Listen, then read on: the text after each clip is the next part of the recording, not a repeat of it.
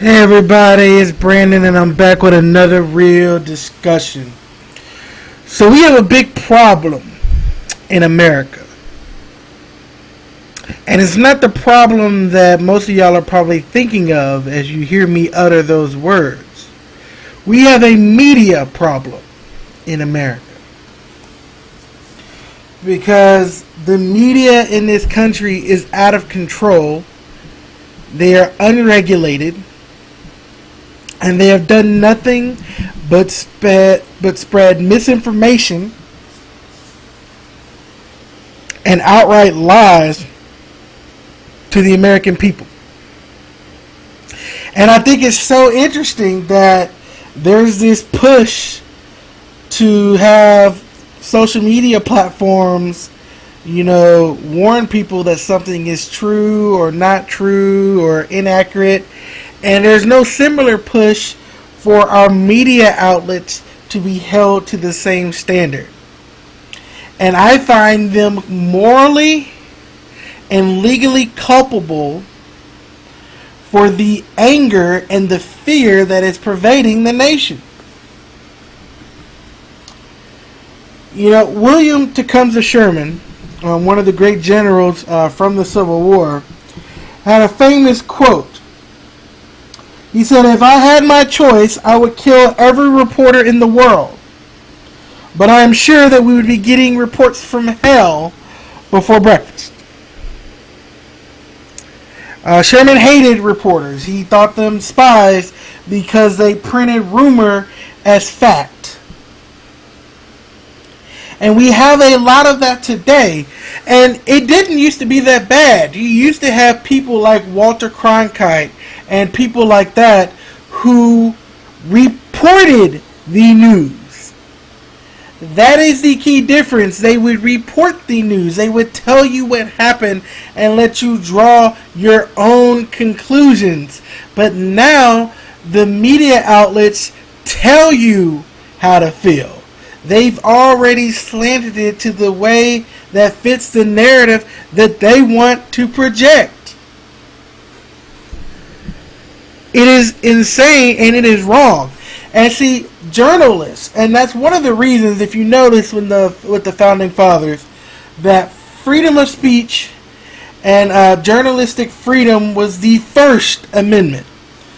Because newspaper outlets and reporters were the people who were speaking the truth in a lot of cases to people. And they were worried that any suppression of that would lead to the suppression of information and that people could never truly be free unless they had all of the information at their disposal in order to know if they were being mistreated or not, is essentially the reason. And it's interesting, though, that the media has taken that license, that freedom, and abused it. Because no longer do they report the facts. They slant it. They leave out information. You can tell from the headlines that they use. You've heard me talk about the misinformation in the George Floyd case, where the initial reporting said 4 white officers, and it turns out only 2 of them were white, and the other one was Asian and black. And that is just a sign that in the media today, it is all about being first. It is all about the sensational story. It is nothing at all about being accurate or being right. Because frankly, they know that most people are too uneducated to care or to even notice. Think about all the people who used to share those Onion articles back in the day and panicked and wondering if it's true. Or you see the people sharing the things on social media, or you see them talking about in there, and the incident in question happened 3, 4, sometimes 5 years ago. And it's our fault because we have never fact-checked. We don't bother to question the information that's being given to us. And what's even funnier is that the media has been divided into liberal and conservative, and they've taken on this two-party side, which is why this two-party system is so evil. And each side has the nerve to criticize the other side for being slanted, for being untrue, for having an agenda. And I admit, when I was younger, I used to fall into it. I was like, man, everything I read on Fox News is so slanted. And it wasn't until I got older and got a little bit more knowledge and started paying attention to the world around me that I realized that, damn, you got CNN, MSNBC, like, you almost need Fox News to counterbalance the bullshit. It should not be in this country that you have to go through 5 or 6 different sources of information, look at the slant, and then figure out where in the middle the actual reality of the situation is. And it is time that we hold these media outlets accountable for this, because they are spreading this fear, and all it's doing is causing needless pain in America. And you see it anytime they report. So you've heard me talk about the narrative of police brutality and how the actual numbers don't really support it as far as deaths go. I'm not talking about all cases of police brutality. I'm just talking about in the case of total police killings, and especially unarmed people being killed by the police. And here's how you know. So you would think that if it's a media outlet and they're so concerned with the American public that they don't want any instance of police brutality or, the wrongful killing of a person to be missed, and they want people to be informed about it, then why don't you hear about it when it's a white person killed, or when it's an Asian person, or when the officer in question is black? You don't hear about those things because it doesn't fit that media agenda, which means they are failing to do the very thing that they're there to do, which is to keep us informed about what's really going on so that we can draw the correct conclusions, or at least draw our own conclusions based off the information that has been presented. You look at one of the big headlines that is out there that started this whole rash of like social justice warriors, and they're talking about J.K. Rowling is transphobic, and all these actors are speaking out against the writers' hate for trans people.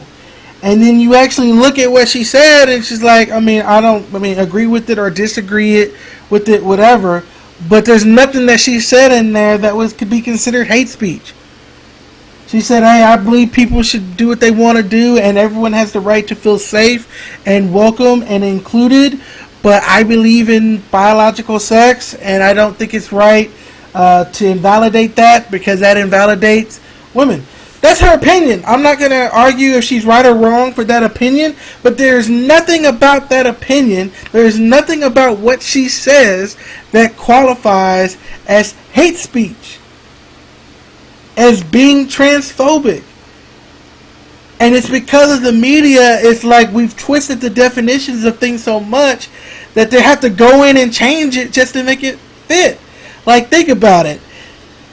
The definition of racism did not fit what everyone was saying it was. It did not fit this media agenda, and so they had sued, and now they're changing the definition. Like, anytime you have to change the definition of something in order to make it fit your narrative, there's something wrong with your narrative. And that's just logical right there.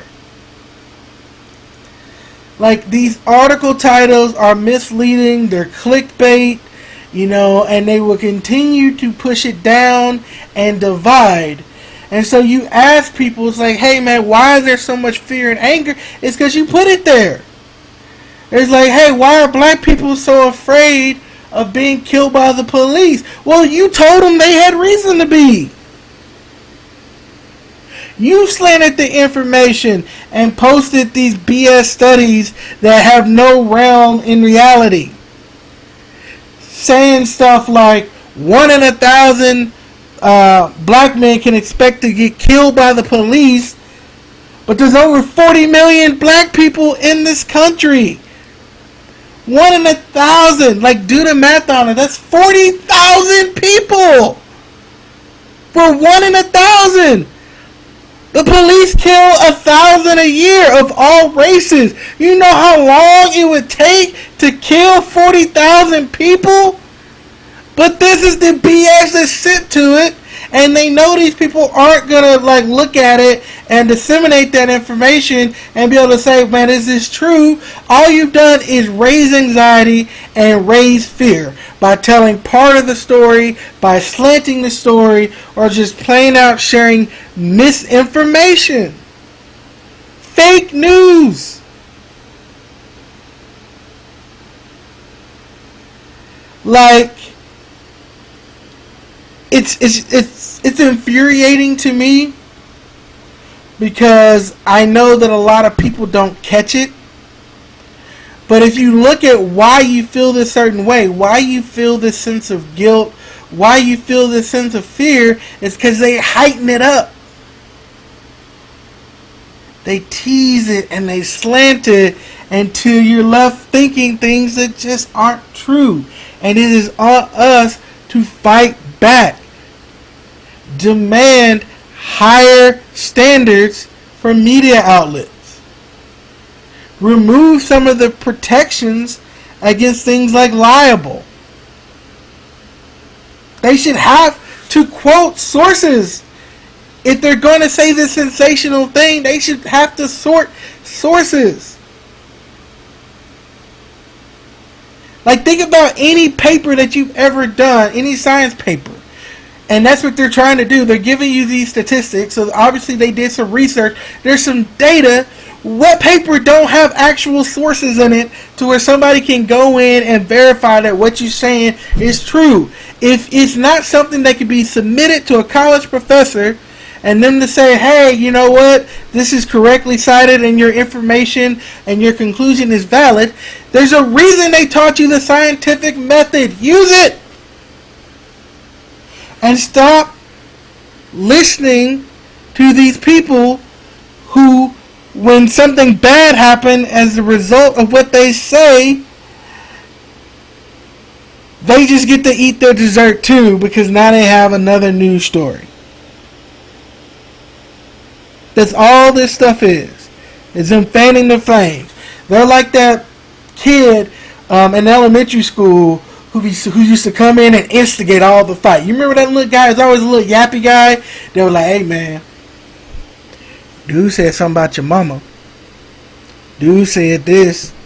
And then they'll go right up to the other person and say, hey, man, he said this.